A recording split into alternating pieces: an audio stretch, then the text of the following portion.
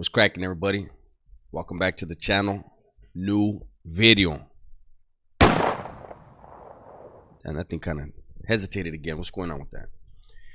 Before I get into the video, I want to thank everybody for all the support you guys have been showing the channel. Yesterday I did a Wes Watson reaction. That was actually supposed to be on the small channel. I had to go take off and take care of some stuff, so I moved it over to the big channel. You guys really enjoyed it. Thank you. I appreciate that. Now, today's video has to do with,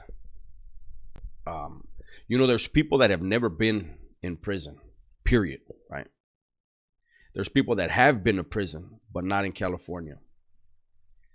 And neither understand the intricacies of being incarcerated in the California Department of Corrections. Somebody asked me once recently, how come you never say CDCR? You always just say CDC. Because I didn't go into the CDCR.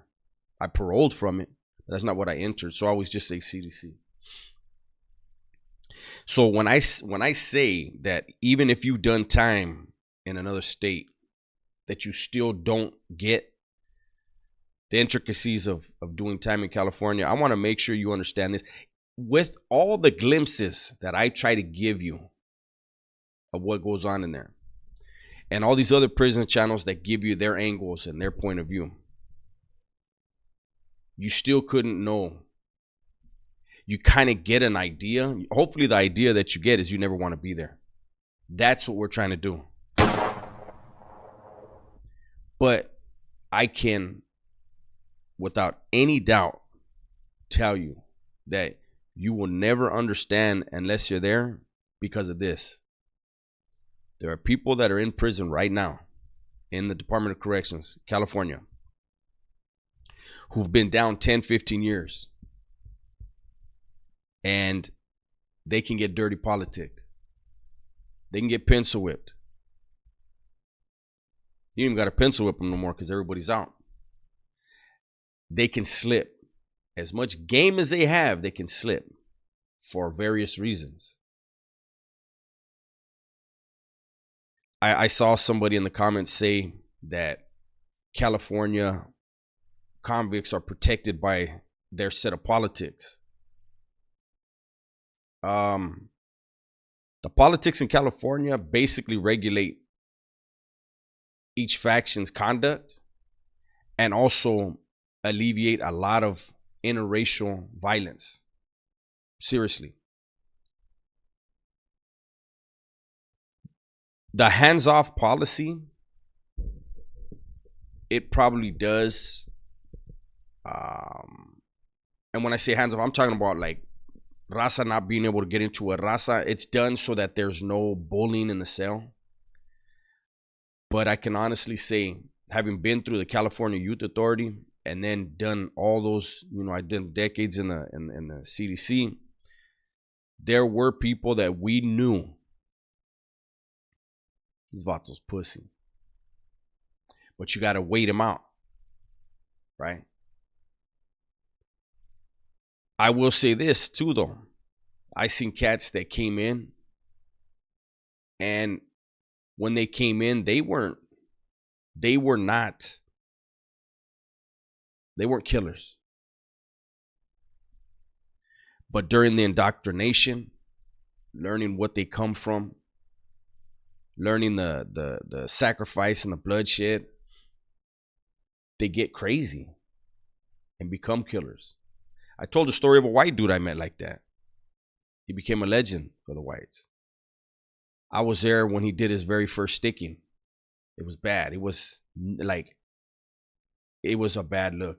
He let gangsters go by, black gangsters go by and stab the old man in the chest. It was a bad look.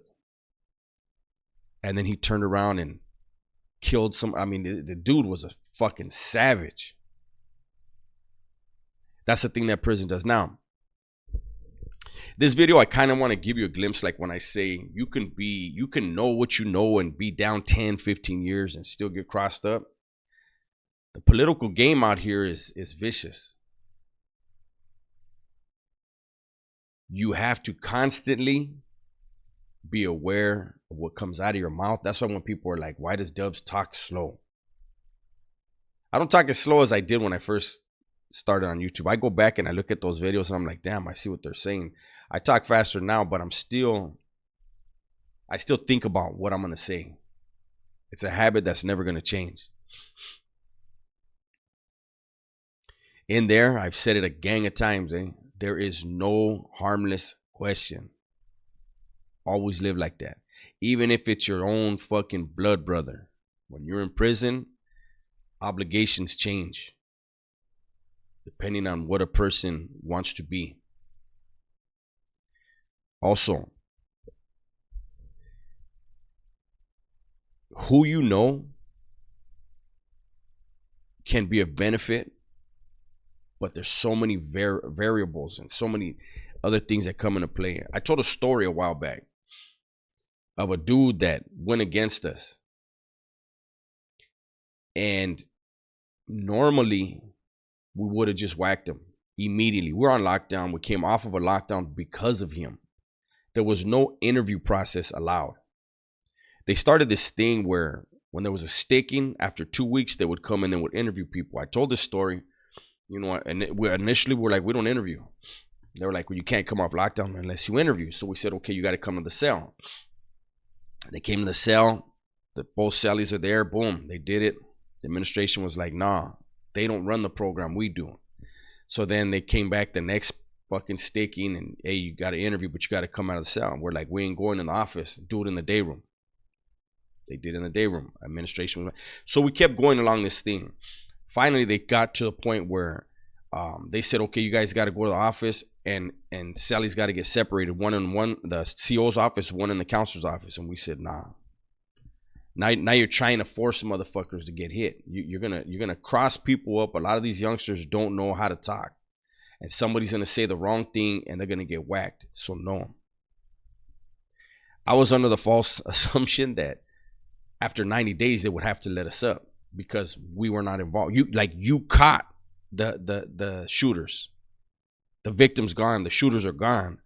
Everyone else, because the CDC cannot enact a policy that endangers people. And so after 90 days, they were like, nah, we don't got to let you off. So then I filed paperwork to get us into the courts to force them. And I basically had my argument where that policy was a violation of the Title 15 because it was a snitch policy. And my argument was, if an incident happens on January 5th and there's an inmate that moves from reception on January 20th, and lands on that yard, you're locking him down and asking him questions about something he never was around and wasn't even in this institution for. So what you're doing is you're trying to pump him for information. So that was my whole thing, right? But there was a weak link. This weak link couldn't handle lockdowns. And so he wrote to somebody, lied. There was a misunderstanding. The person he wrote to thought he was in a different institution, didn't realize he was in New Folsom. This idiot over here gets a little crew together and starts sending wheelers out. Hey, I'm gonna take over. The mesa here is fucking up. I'm forming a new mesa. The dudes that he's getting at, like, yeah, I want you to be a part of it. They're getting at me ASAP. Hey, Holmes, look, we don't want to have nothing to do with this. And we're like, we appreciate it. Anyways. So like I was saying, normally it's something like that. So we had to interview because what he did is he interviewed. And he had his crew interview so that they could come out and they can set up. Meanwhile, the rest of us are stuck in the cell. So we're like, hey, boom, go. We come off lockdown. Normally, that very first day, we would have downed him. No hesitation.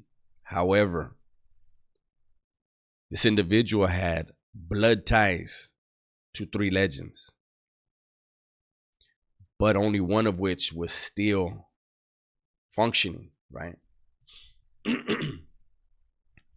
Because of that, we said, you know what, let's play this a little safer. Let's do this right. And I remember at this point, I really didn't have to write any letters. You know, I had a cell phone at the time. I had a secretary on the streets where I would dictate everything word for word. Do not add or subtract one single word or else it fucks the whole code up. She sent it, and the word came back and was very clear. He has blood ties, which is fine. But that relationship doesn't trump ours. Get him in line. So I told the story after, you know, we jammed him up. We told him, write whoever you need to write to. Make sure that what you think you have, you really have. And we've already sent word up there. They can talk. And we won. And he was going to go home in like 9 months. And he asked me, he's like, hey, homie, hey, you think I get a seat on the mesa? I said, look it, homie, go home and don't ever come back to prison. You're going to get killed. Now, I tell that story so you see, in prison, see that dude, he had blood ties, but he had no record of ever doing anything. Meanwhile, he was going up against dudes that had multiple shoot terms, participated in a lot of violence, and a whole lot of support at the time for what we were doing right there. Now, that easily could have been a completely different outcome.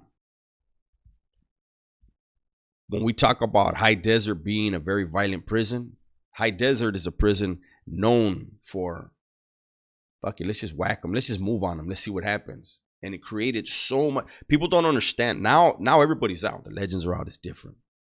When they were in Pelican Bay still, and they were all slammed down, and dudes were trying to be tough guys because they know the divisions. I'm not going to get into the divisions. Those that know. Yeah, well, mine doesn't like his, so let's move on them. And all they did was create fucking headaches up there in Pelican Bay. That's one of the things I always did, because personal conversations that I would have when I was in the SHU, really soaking up the goals. I understood what was a hindrance.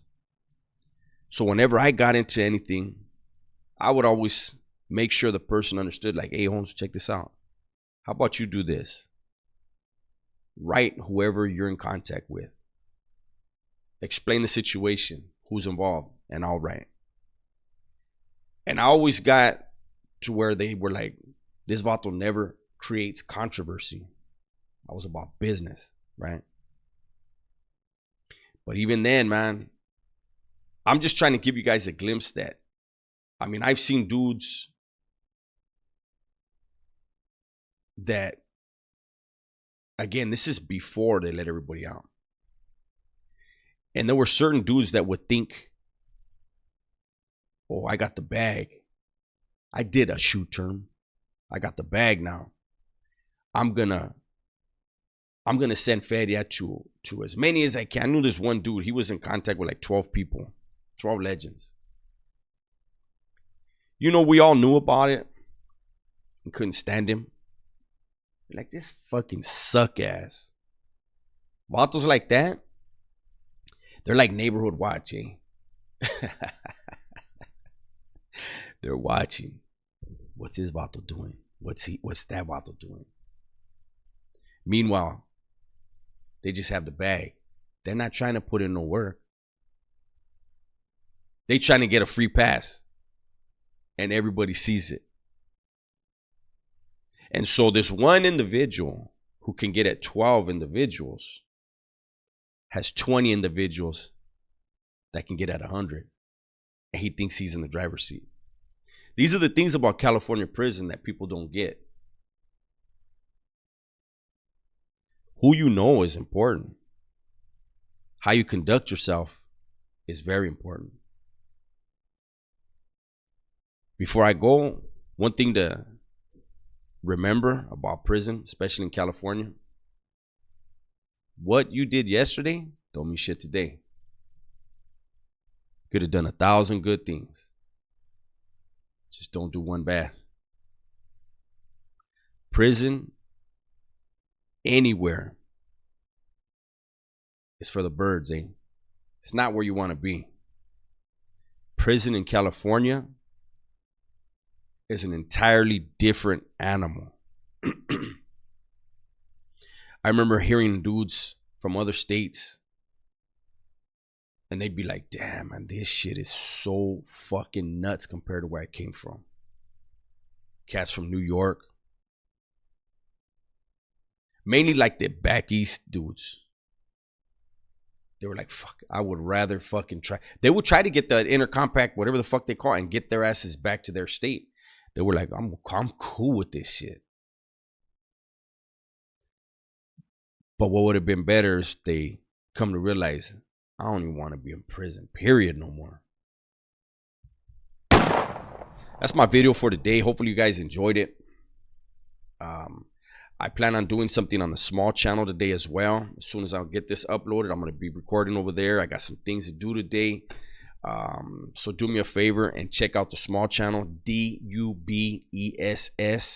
That's my other channel if you guys aren't already subscribed. By the way, I have a partner of mine, Rev. He's got a channel called Street Gospel. This is an OG Damu. Out of LA, out of the jungles. Check him out, man. I've sat down with this man a couple times. He has a lot of knowledge, firsthand knowledge about a whole lot of things. I find it very interesting, the things that he has to talk about. He's got a channel, again, called Street Gospel. Check him out and tell him I sent you, all right? With that said, everybody, please be safe, be smart, and tell the ones you love that you love them. I'm out.